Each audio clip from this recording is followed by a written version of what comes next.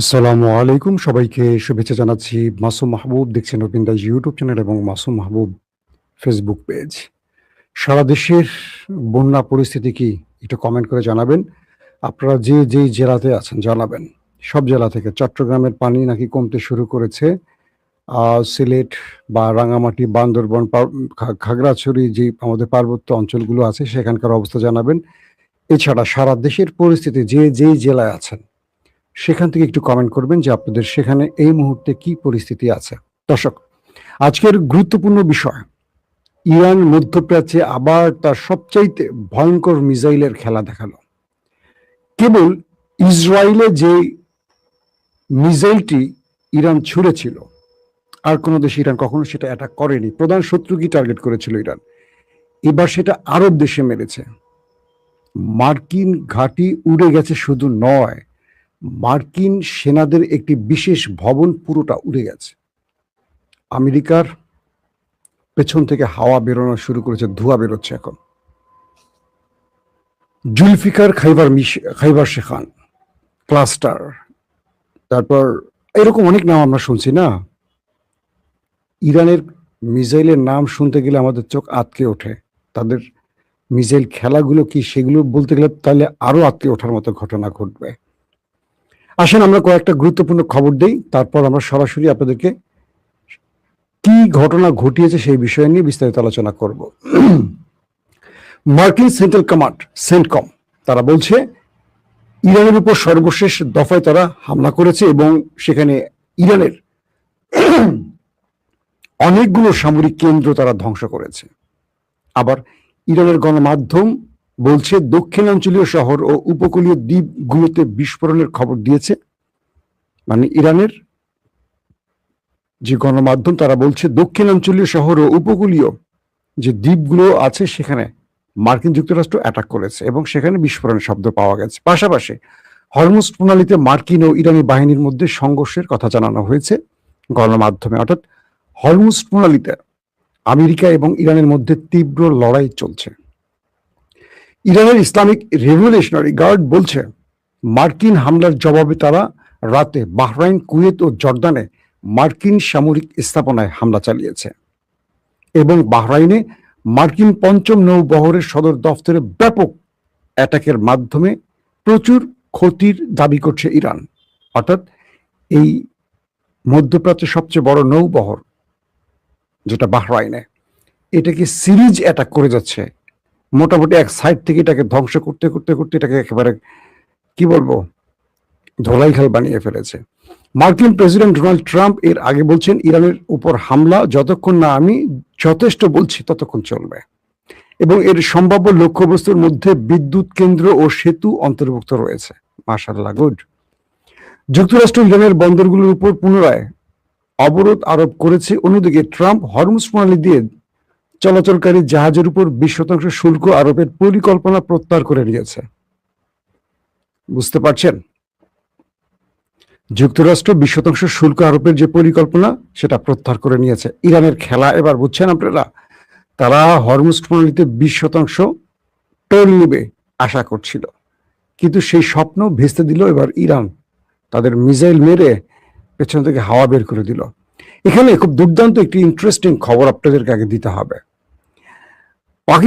ইরানের পররাষ্ট্রমন্ত্রী Abbas Araghchi, মানে ইরান যে আমেরিকার সাথে খেলছে আর রাজনৈতিক খেলায়, আমেরিকা শক্তিশালী পরাশক্তি সুপার পাওয়ার যেটাই হোক না কেন, সামরিক শক্তিতে নাম্বার 1 হোক না কেন, ইরান আমেরিকাকে পুরো রাজনৈতিক খেলায় একদম ভাঁজ করে ফেলেছে। একটা ছোট্ট খেলার সূত্র ধরিয়ে দেই। ইরানের পররাষ্ট্রমন্ত্রী আব্বাস আরাকচি তিনি বলছেন, তিনি তার সোশ্যাল মিডিয়ায় লিখেছেন ট্রাম্প একেবারে সঠিক। অর্থাৎ ট্রাম্প যে হরমুজ প্রণালীতে 20% শুল্ক আরোপের কথা বলছিলেন এটা তার একদম সঠিক সিদ্ধান্ত। কে বলছে? ইরানের পররাষ্ট্রমন্ত্রী আব্বাস আরাকচি। আপনার কাছে একটু কঠিন লাগলো না কথাটা, যে ট্রাম্প 20% শুল্ক নেবে, এটাকে সঠিক সিদ্ধান্ত বা এটা সঠিক সিদ্ধান্তের দাবি করছে ইরান? এটা কি করে সম্ভব?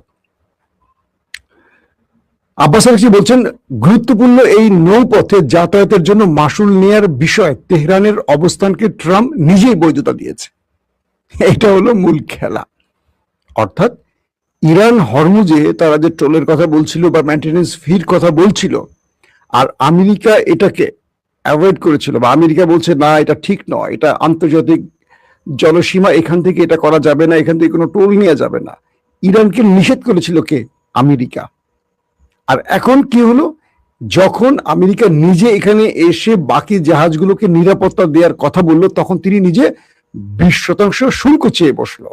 তার মানে এখানে একটা শুল্ক নেয়ার ব্যাপার আছে, কারণ এই রুটে সবাইকে নিরাপত্তা দেয়া, পরিবেশ দূষণ থেকে সাগরকে রক্ষা করা, এবং আরো যে মেইনটেনেন্স গুলো আছে সেটাকে রক্ষার জন্য টোল যে লাগবে, এটা আমেরিকা বৈধতা দিয়ে ফেলেছে। কারণ আমেরিকা এখানে থাকার জন্য বা আমেরিকা নিরাপত্তা দেওয়ার জন্য এই 20% চেয়ে বসে। তার মানে ইরান যে আগে চেয়েছিল এটা বৈধ হয়ে গেছে। কিন্তু প্রশ্ন হলো, তিনি বলছেন, তিনি ট্রাম্পকে খোঁচা দিয়ে বলেন ট্রাম্প যে 20% মাসুল নিতে চায় তা একটু বেশি হয়ে যায়, কিন্তু ইরান এত বেশি নেবে না, ইরান অনেক কম নেবে। ইরান মানুষের উপর জুলুম করবে না। আমেরিকা 10,000 মাইল দূর থেকে এসে অন্যের জলসীমায় বসে টোল নেবে, তাও আবার 3 ডবল বেশি, আর ইরান তার জলসীমায় বসে সেই টোল নেবে না, এটা কি হয়?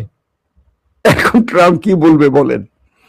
ট্রাম্প এখন বুঝতে পারছেন যে ইরান সহজে তাকে আর ছাড় দেবে না। সমঝোতা স্মারকে কি ছিল তা নিয়ে তাদের নিজেদের ব্যাখ্যা অনেক রকম আসছে দুই পক্ষের। আর যে যুদ্ধ তিনি বারবার ছড়াচ্ছেন ট্রাম্প, এই যুদ্ধে আমেরিকানরা তার প্রতি বিরক্ত হয়ে গেছে এবং বলছেন যে আমেরিকা তার উদ্দেশ্যকে গোপন রেখে মানুষকে ধোঁকা দিচ্ছে। এখন আসেন যে একটি সমঝোতা স্মারকের মাধ্যমে ট্রাম্প চিরতরে ইরানের পারমাণবিক কর্মসূচি বন্ধ করে দিয়েছেন। 3000 বছরের মধ্যে প্রথমবারের মতো মধ্যপ্রাচ্যে শান্তি এনেছেন বলে ঘোষণা করার কয়েক সপ্তাহ পরেই ট্রাম্পের সুর বদলে গেছে। গত সোমবার তিনি একটি রেডিওতে বলেন, এই চুক্তিটি ছিল একটি পরীক্ষা যাতে ইরান ব্যর্থ হয়েছে এবং এর কোনো গুরুত্ব ছিল না। কিন্তু মিস্টার আরাকচি বলছেন এখানে আমরা নই, ব্যর্থ হয়েছে আমেরিকা, কারণ পুরো পৃথিবী বুঝে গেছে আমেরিকা ধোঁকা দেয়। আসেন আরো কিছু গুরুত্বপূর্ণ খবর দিই।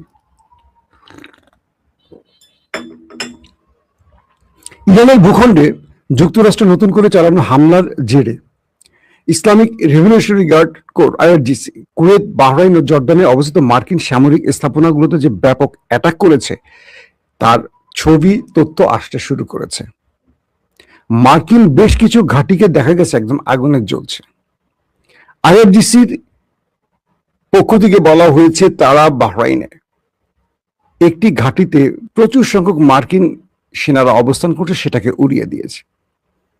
আরেকটি পক্ষ থেকে বলছে যে একটা ভবনের মধ্যে মার্কিন সেনারা আশ্রয় নিয়েছিল, সেই ভবনটাকেই ক্লাস্টার বোমা দিয়ে উড়িয়ে দিয়েছে।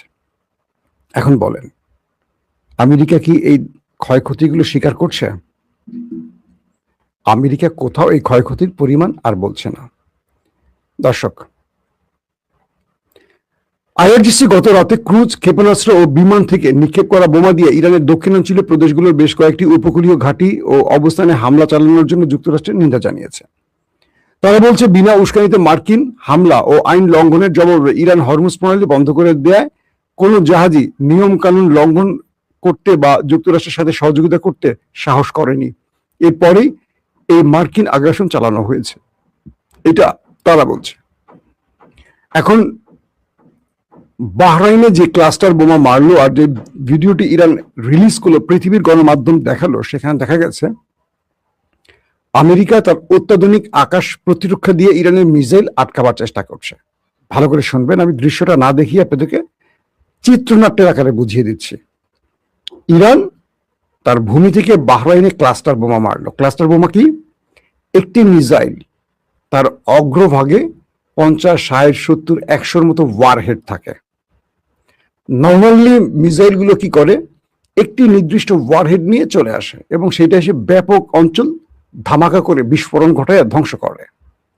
কিন্তু ইরান ইসরায়েলে এই ক্লাস্টার বোমা মেরেছিল, তখনই ইসরায়েল পর্যদস্ত হয়ে গেছে, কারণ ইসরায়েলের কাছে থাকা থার্ড প্যাট্রিয়ট, আয়রন ডোম, অ্যারো যে প্রতিরক্ষা ব্যবস্থাগুলো আছে, এগুলো নির্দিষ্ট ব্যাটারি থেকে যে মিসাইলগুলো ছড়ে, একটি মিসাইলকে টার্গেট করে একটি ছোটে, একাধিক মিসাইলকে টার্গেট করে একাধিক ছোটে। তো একটা ব্যাটারিতে 10টা 12টা করে ধরেন মিসাইল থাকে, এন্টি মিসাইল, এগুলো ছোটা হয়। কিন্তু ক্লাস্টার বোমা যখন মারা হয়, এটার মধ্যে 50, 60, 70, 80 বা 100 এরকম ওয়ারহেড থাকে। একটা মিসাইলের মধ্যে এতগুলো ওয়ারহেড এসে একটি নির্দিষ্ট কক্ষপথে, অর্থাৎ ইরান থেকে যখন এটা উপরে চলে যায়, উপর থেকে এটা নির্দিষ্ট টার্গেটে, নেভিগেশন ব্লক টার্গেটে এসে এটা হিট করে। এবং যে মাত্রা, মানে ইরান যেটাকে সিলেক্ট করে দেয় জিপিএস এ যে আমার এই জায়গাটা টার্গেট, তো বলা হচ্ছে যে বাহরাইনের সেই সামরিক ঘাঁটি, মার্কিন ঘাঁটিতে যখন এই ওয়ারহেডটা আসছিল, আমেরিকার তার রাডার সিস্টেমে যখন দেখছিল, তখন তারা একাধিক অ্যান্টি মিসাইল ছড়ে। এই মিসাইলগুলো কয়টা ওয়ারহেড ধ্বংস করবে? ইরান তো সেটা ক্লাস্টার মারছে। যখন এখান থেকে ক্লাস্টারের অনেকগুলো ওয়ারহেড বেরিয়ে আসে, তখন আমেরিকা কিচ্ছু করতে পারেনি, পুরো ভবনটাকে ধ্বংস করে ফেলেছে। কাল রাতে আমেরিকার রীতিমতো ভয়ঙ্কর দুঃস্বপ্ন দেখেছে ইরানের কাছে।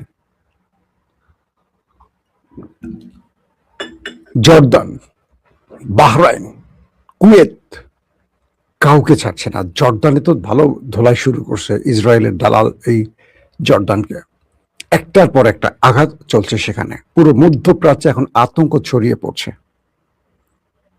আমেরিকার টার্গেটে। এর আগে ইরান এই ক্লাস্টার বোমা মারেনি। ইরান বলছে আমেরিকা ওয়েট করো, তোমাদের জন্য আমাদের আরো সারপ্রাইজ আছে। তোমরা যে মাত্রায় এগোবে আমরা তোমাদেরকে সেই মাত্রায় খেলা দেখাবো। তোমরা যতদূর যাবা আমরা ততদূর তোমাদেরকে তাড়িয়ে নেব। ইরান বলছে আমরা তোমাদেরকে এই যাত্রায় এক তিল পরিমাণ ছাড় দিতে রাজি নয়। আমেরিকা কালকে আক্রমণের পর অ্যাটলিস্ট এটা বুঝতে পেরেছে যে ইরান তাদেরকে যে শক্ত জবাব দিতে আরো নতুন নতুন মিসাইল ব্যবহার করতে পারে, এটা মোটামুটি জেনে গেছে।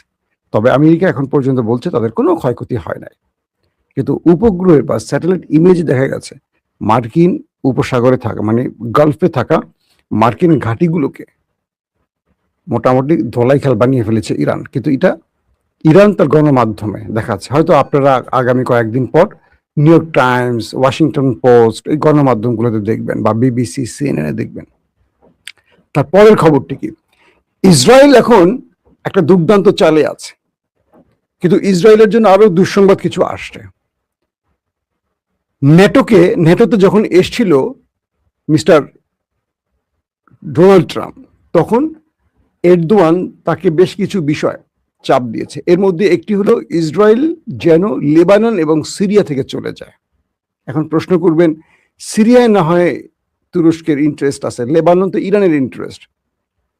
কিছু কিছু মাধ্যম বলছে ইরান তুরস্ককে বলেছে যেন এরদোয়ান ট্রাম্পকে এই বিষয়ে চাপ দেয়। যেহেতু এখন আস্তে আস্তে তুরস্ক ইরান কাছাকাছি আসছে এবং মুসলিম ন্যাটো তৈরির একটি পরিকল্পনা আছে, এবং ইরান তার শক্তিমত্তা দেখিয়ে পৃথিবীতে একটা গুরুত্বপূর্ণ জায়গায় চলে গেছে।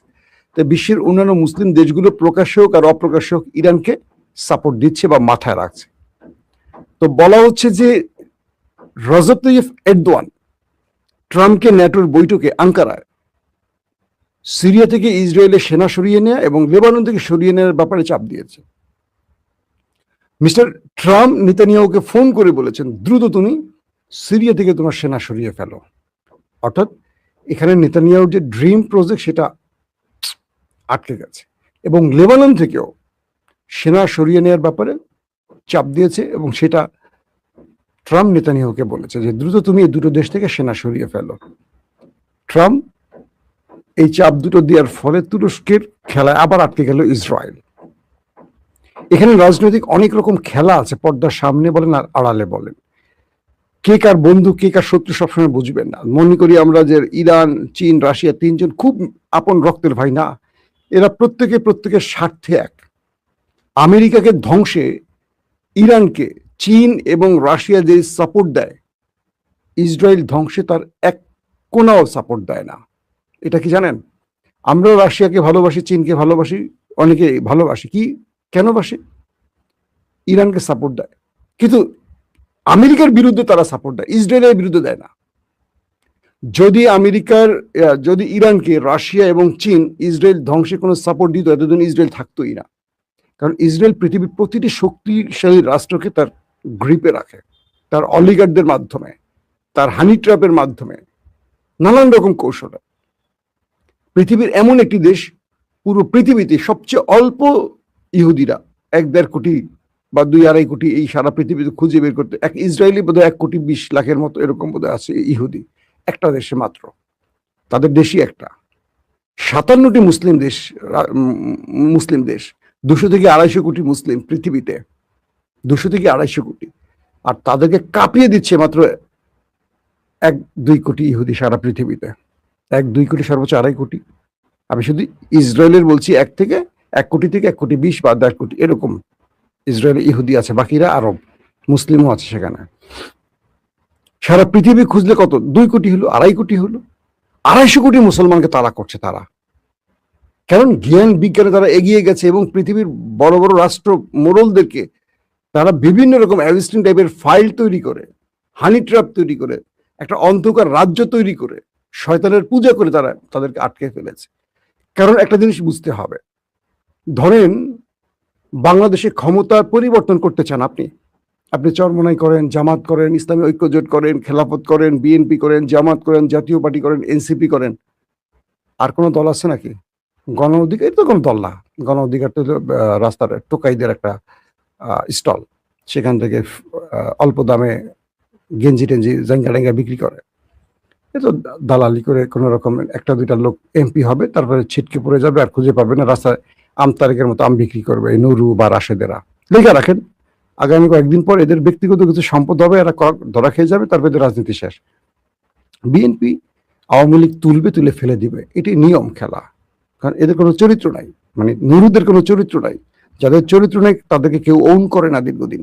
আসেন তো এখন কি তৈরি হচ্ছে, বাংলাদেশে তারাই ক্ষমতায় বসবে যারা ডিপ স্টেটের লোক, যারা ডিপ স্টেট যাদেরকে নিয়ে খেলে। ধরেন আমাদের দুর্নীতিবাজ রাজনীতিবিদদের সুবিধাটা কি জানেন? দুর্নীতিবাজ রাজনীতিবিদদেরকে সবাই কন্ট্রোলে রাখতে পারে, আর যে দুর্নীতি করে সে কারো কথা শোনে না। ধরেন যে ব্যক্তিটা মাগিবাজি করে, যে ব্যক্তিটা অনেক অন্যায় করে, যে ব্যক্তিটা চুরি বাটপারি লুটপাট বিদেশে অর্থ পাচার করে, সে ব্যক্তির সকল আমলনামা ডিজিএফ এর কাছে থাকে, এনএসএ এর কাছে থাকে, আমাদের সকল ইন্টেলিজেন্সের কাছে থাকে। যখনই তারা কোনো অনিয়ম করতে যায় তখন এই ফাইলগুলো আস্তে করে দেখায়, এই সাবধান, কালকে প্রথম আলোতে লিড হবে, কালকে নয় দিগন্তে লিড হবে, কালকে অমুক টিভিতে লিড নিউজ হয়ে যাবে, তুমি যে এই করছো, তোমার একটা ল্যাংটা ভিডিও আমার কাছে আছে। আস্তে থেমে যায়। কারণ এই লোকগুলোকে ডিপ স্টেট খেলে মজা পায়, কারণ এরা দুর্বল, এরা উইক, কারণ এদের চরিত্রও নেই, রাজনীতিও নেই, কোনো কিচ্ছু নাই। এরা সাদা পাঞ্জাবি পরে আসে, সংসদে লম্বা লম্বা বক্তব্য দেয়, রাতে গিয়ে মদ খেয়ে মাগিবাজি করে ঘুমায় পড়ে, আর ব্যাংকের টাকা চুরি করে মানে বিদেশে পাচার করে। এদেরকে দিয়ে ডিপ স্টেট খেলতে পারে। কিন্তু যে লোকটা ধার্মিক, যে লোকটার মধ্যে অসততা নেই, যে লোকটা দেশপ্রেমিক, যে লোকটা নিজে কখনো অন্যায় করেনি, করতে দেবে না, তাকে ডিপ স্টেট ভয় পায়। কারণ একে আটকাবে কি করে? আটকানো তো কিছু নাই। তো বাংলাদেশে দেখবেন যে দলটাকে সব মানুষ ভোট দিবে সে দলটা ক্ষমতা বসবে না, কারণ জনগণের তো কোনো বেইল নাই। বেইল হলো ওই যে ডিপ স্টেট, যাদের কাছে আমাদের রাজনীতিবিদদের নাটাই হাতে আটকানো থাকে। তো বিষয়টা হলো এরকম যে ইসরায়েল হলো এমন একটি রাষ্ট্র, পৃথিবীর সকল ক্ষমতাধর ব্যক্তির নাটা ইসরায়েলের হাতে থাকে, কিন্তু তারা সংখ্যায় কম। তাদের এজেন্সি মানে মোসাদ বা তাদের সিনব্যাড যদিও অভ্যন্তরীণ কাজ করে, বা তাদের অর্থনৈতিক অলিগাররা এত পাওয়ারফুল পজিশনে চলে গেছে, তাদেরকে কেউ আটকে রাখতে পারে না। আর মুসলমানরা ফতোয়া নিয়ে আসে, ওই সরমনাই বলবে জামাত কাফের, জামাত বলবে সরমনাই অমুক, আমাদের ওই আব্বাসী হুজুর বলবে কি জানি নাম কি, আব্বাসী হুজুর, সবাই কাফের বলে। এরা এক একজন নিজেকে এত বড় অলিয়ালা বা মানে কি বলবো, যে হয়তো বা শুধু এটুকু বলেন আল্লাহ আমাকে নবুয়ত দিছে, মানে নবী দাবি ইচ্ছা, এরা নিজেদেরকে এত পীর সাহেব মনে করে, অথচ এরা নিজেরা ভুলের মধ্যে আছে। অথচ এরা মুসলমানদেরকে বিভাজিত করে ফেলছে ঐক্যের বদলে। আমি বারবার একটা কথা বলি, যে সকল ইসলামী দল অন্য ইসলামী দলকে গালি দিবে, মনে করবেন এরা মুনাফিক, এরা অনিক্যের জেলে আসে, যত বড় যুব্ব নিয়ে আসুক, যত বড় দাদা দানের গল্প শোনাক, এরা ভুল পথে আছে। কারণ আপনি সঠিক পথ চান, আপনি চান না জামাত বিজয়ী হোক, আপনি চান না চরমনাই বিজয়ী হোক, আপনার দরকার নেই চাওয়া, আপনি চান ইসলাম যেন বিজয়ী হয়। আবারও বলছি, যদি এই চাওয়াটা না আসে, আপনি চরমনাই করেন, জামাত করেন, আর যেটাই করেন, দুজক বা জাহান্নাম আপনার জন্য কনফার্ম। আপনার চেষ্টা কখনোই যেন হয় না বিএনপিকে বিজয়ী করব, জামাতকে বিজয়ী করবো, এনসিপি কে বিজয়ী করবো, চরমনাইকে করবো, খেলাফতকে। আপনার টার্গেট হবে একটা, ইসলামকে বিজয়ী করতে আসছে। তাহলে কি ইসলাম যেটা বলছে সেটা, কোন দলের পক্ষে দালালি করবেন না, চামচামি করবেন না। আমি সব দলের বাস দেয় এই কারণে, কারণ আমার পছন্দ যদি থাকে সেটা হলো ইসলাম। আমি কোনো দলের দালাল নয়, চামচা নয়। যে দলটা ভালো করবে সেই দলটাকে আমি সাপোর্ট দেবো, কনফার্ম। সেটা আমার আলোচনায় বুঝতে পারেন। সাপোর্ট দেবেন না দেই, কাদেরকে ভালো বলি কাদেরকে খারাপ বলি। তো ইসরায়েলের গ্রিপে আটকে আছে পুরো পৃথিবী। আজকে দেখেন মিশর ভয় পাচ্ছে এখন ইসরায়েলকে। এতদিন ইসরায়েলের দালালি করতে করতে এখন দেখলো মিশরের চারদিক থেকে ইসরায়েল আস্তে আস্তে ঢুকে পড়তেছে। বিভিন্ন জায়গায় ইথিওপিয়া টার্গেট করছে, সুদান টার্গেট করছে, বিভিন্ন ভাবে নীল নদের পানি আটকানোর পরিকল্পনা করে বিভিন্ন খেলা খেলছে। এখন মিশর আয় হায়, এত বছর ধরে তো আমি ইসরায়েল আর আমেরিকার দালালি করলাম, এখন কি হলো? আস্তে করে তুরস্কের কাছে ভিড়ছে। আর তুরস্ক দেখলো সুযোগ তো কাজে পেয়ে গেছি, ফিলিস্তিনকে আমার মুক্ত করতে হলে আমার লাগবে কি? মিশরকে। কারণ মিশর ফিলিস্তিনের পাশের দেশ। এত বছর ধরে মিশরকে বহুভাবে লাইন করার চেষ্টা করছে, তুরস্ক পারে নাই, শুধু ফিলিস্তিনকে রক্ষার জন্য। যেমন ইরান এক স্টাইলে খেলে, তুরস্ক আরেক স্টাইলে খেলে।